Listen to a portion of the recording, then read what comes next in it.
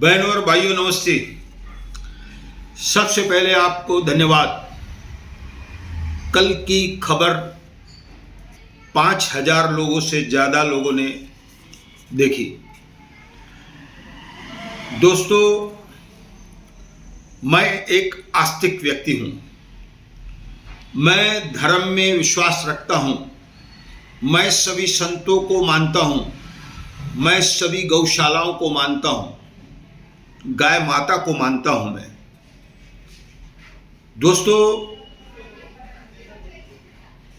कल जो हमने किया, जो पढ़ा हमने, वो मैं एक निमित्त मात्र हूँ।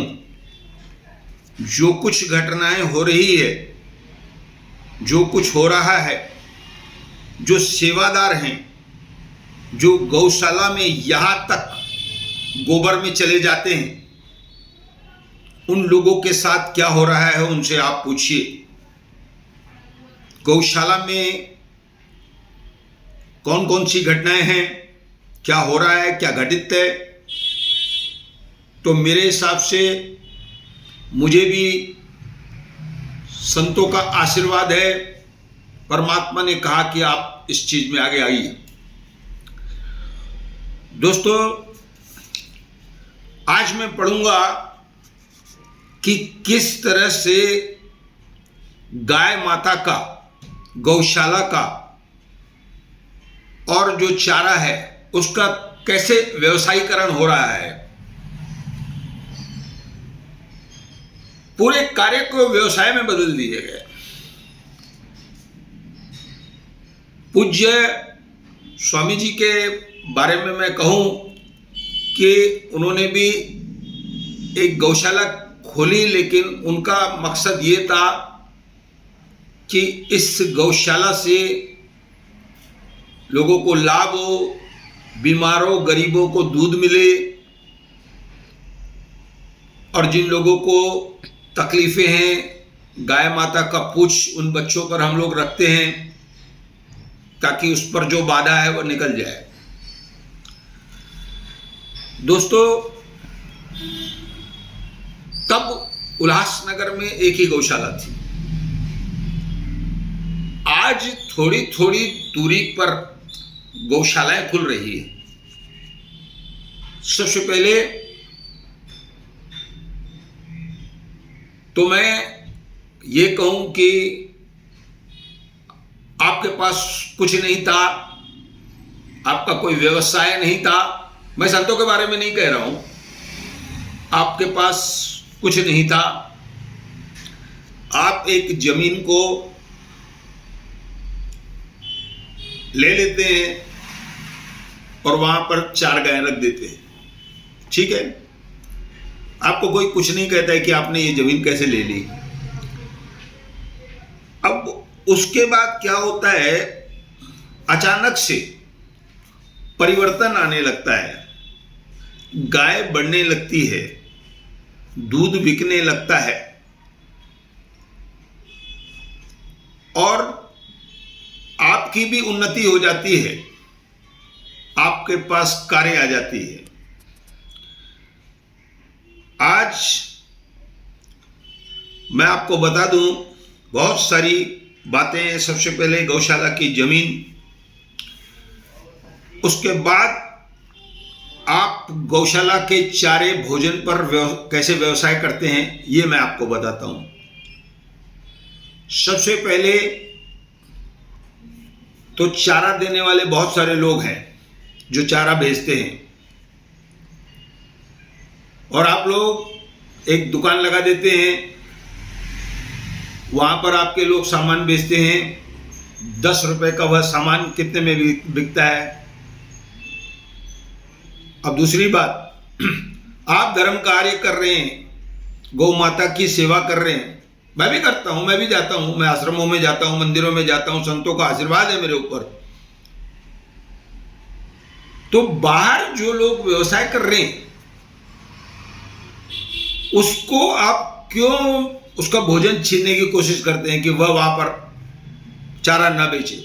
उसको उठाएंगे हम, क्योंकि आपकी जो दुकान है उसमें से लोग चारा खरीदें और उसको आप 10 रुपए का चारा कितने में बेचते? इस बात पर आ जाइए आप। बाहर वालों को आप भगा देंगे, बेरोजगार कर देंगे। आप सेवा कर रहे तो उनको बैठने दो ना, उनको भी व्यवसाय करने दो, भोजन खाएंगे वो लोग। अब उसके बाद बहुत सारे लोग आपको प्रतिदिन बड़ी मात्रा में गायों का भोजन भेजते हैं कि आप गायों को फ्री में खिलाइए। आप उसको कहते हैं आपका चारा बराबर नहीं है। जो भी गाजर वगैरह कद्दू माता को खिलाया जाता है, गाय माता को, वह भेजते हैं। गाय को कब्ज हो रहा है, गाय को जुलाब हो रहा है, गाय को तकलीफ हो रही है, तो ये सब चीजें देखने को मिलती है ताकि वह भेजना बंद कर दे। एक गौशाला में ऐसा हुआ, मुझे बताया गया, क्योंकि पाकिस्तानी पर आपकी रहम नजर थी। पाकिस्तानी फले फूले गाय का चारा बेचकर उसने कारें खरीद ली। आज उसकी जगह पर दूसरे सेवादार हैं, वो कितना पैसा देते हैं मंदिर को? वह कितना देता था? कई गुना ज्यादा पैसा आज मंदिर को आ रहा है। दोस्तों, उसका चारा आपने बंद करवा दिया, अब वो दूसरी गौशाला में चारा बेचते हैं, अब वो नहीं आएगा वहां पे। मुझे बताया गया कि आपने बाहर वालों को भी कह दिया है कि 1-2 महीने में आप लोगों को हटा देंगे। ठीक है, अब चारा लोग खिलाते हैं, दिन भर खिलाते हैं, पर जो दूध की दुहाई होती है, ये दूध कौन पीता है? जो लाचार है, जो बच्चा है, जिस माता का दूध बच्चे को नहीं पहुंचता है, नहीं मिलता है, नहीं पिलाती है, उसको ये दूध चाहिए, बीमार को ये दूध चाहिए।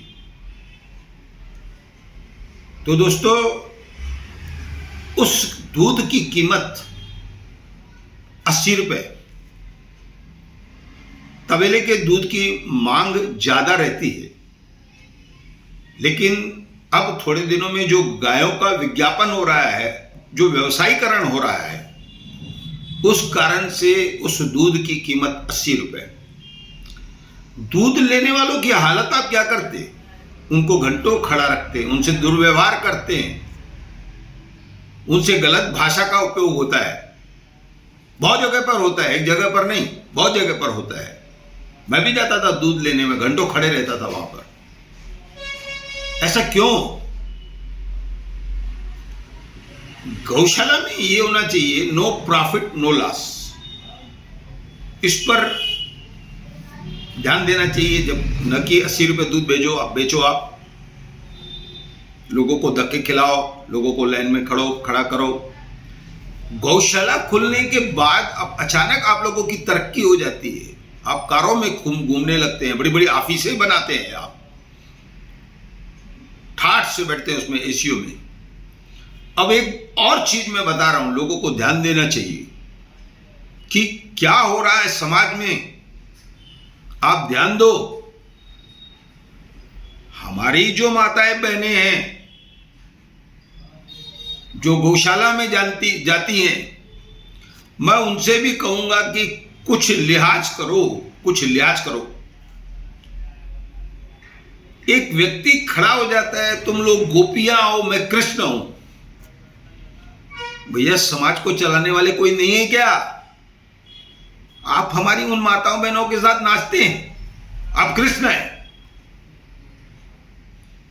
गाय के साथ जो दूध दूहने वाला है, अगर वो कुछ गलत करता है गाय के साथ, मैं यहां कहूंगा ना तो आक्रोश हो जाएगा। वो कहता है कि ये गलत कर रहा है, गाय के साथ अश्लील कर रहा है, आप उसको बाहर नहीं निकालते, आप उसको कहते हैं ऐसे होता है तबेलों में। भैया, वो तबेला थोड़ी है। 33 करोड़ देवता जब गाय माता में हैं, तो आप कैसे कहते हो ऐसा होता है? अब यहां पर यह बताया जाता है कि जो जर्सी गाय है, जर्सी गाय, क्या उसका दूध भी इतना उपयोगी है? कहते नहीं है। क्यों रखते हैं आप वो गाय? आपको इस भोजन के अलावा, चारे के अलावा बहुत सारे लोग दान देते हैं, बहुत सारे लोग दान देते हैं कि जिससे गौशालाओं का भी विकास होता है, आपका भी होता है। धर्म बड़े बड़े एक हाल बन जाते, उसकी कमाई दूसरे हाल, जिनके पास कुछ नहीं था आज कारे हैं। कोई अगर आवाज उठाता है तो आप उसकी आवाज दबाते। आप करो ना, अगर आप सही हो तो। क्यों आप उन लोगों को दबाते कि मत पढ़ो इनके बारे में, मत बोलो इनके बारे में? उनको आप टॉल पहनाते हो, उनको आप मिठाई की पेटी देते हो। क्यों देते हो? कि तुम भी चुप रहो, उनको भी चुप कराओ। कुछ दबंग लोग भी आते हैं चुप कराने के लिए। क्यों करते हैं वह लोग? अपना व्यवसाय करें वह लोग। मैं जो पढ़ रहा हूं क्या वो गलत है? दोस्तों, मैंने पहले भी पढ़ा, एक बार फिर ध्यान दिला रहा हूं कि सेवादारों के ग्रुप से मिलिए, उनसे पूछिए यहां पर क्या है, क्या हो रहा है। तो जो लोग गौशाला की देखभाल कर रहे हैं, उनकी भी उन्नति हो रही है। जो लोग सेवादार हैं, सच्ची भावना से सेवा कर रहे हैं, इतने इतने गोबर तक घुस रहे हैं, उनको आप फटकारते हैं, उनको आप सेवा नहीं करने देते।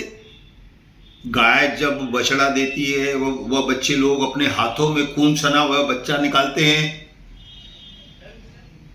संत उनको आशीर्वाद देते हैं कि यार आप धन्य हो, आप करते हो, और आप उनको फटकारते हैं। तो ये सब जो चीजें हैं, आखिर इन बच्चों की हकालपट्टी क्यों? इनको क्यों दबाया जा रहा है?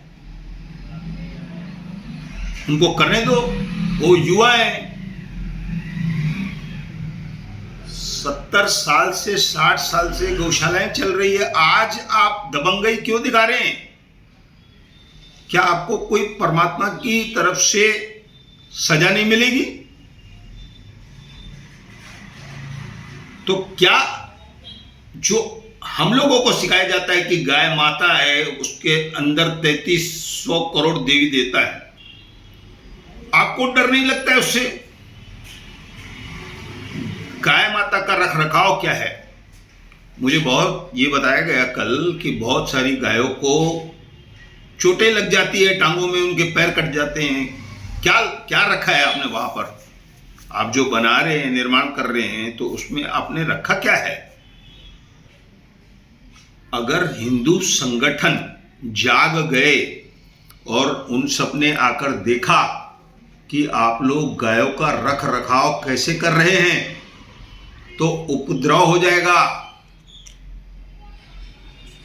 मैं जानता हूं कि ये जो मैं पढ़ रहा हूं, उसके बाद कुछ लोग आगे आएंगे, हमको दबाने की करेंगे, हमको चुप कराने की कोशिश करेंगे। हम उनके भी नाम पढ़ेंगे, जरूर पढ़ेंगे।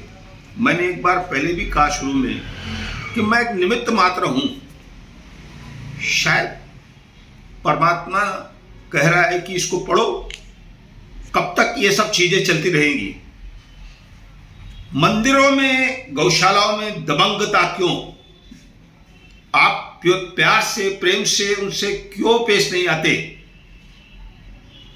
दोस्तों, बहुत सारा मैंने पढ़ा, लगभग जो भी इसके बाद मैंने कल भी कहा कि जो मुझे जानकारी मिलेगी, एक साथ तो हम इतना पढ़ नहीं सकते, जो जानकारी मिलेगी। आखिरी में मैं ये कहता हूं कि जो लोग गाय का चारा वगैरह बेचते हैं, उससे क्या आय हो रही है, दूध इतना महंगा क्यों बिक रहा है, इन सब चीज़ों पर ध्यान दिया जाए। जो ट्रस्ट चलाते हैं, उनको ध्यान देना चाहिए। ये कमाने का सौदा नहीं है। बाबा रामदेव ने गाय का इतना प्रचार किया, गाय माता का, हमारे संत भी करते हैं गाय माता का प्रचार, उसका फायदा बहुत सारे लोगों को मिल गया। गाय माता का घी कितने में बिक रहा है, दूध कितने में बिक रहा है, गौमूत्र बिकने लगा है 100-100 रुपए लीटर। हमारे संत तो टाकिया भर के रख देते, ले जाओ भैया कितना चाहिए आपको। तो मेरा किसी के साथ विरोध नहीं है।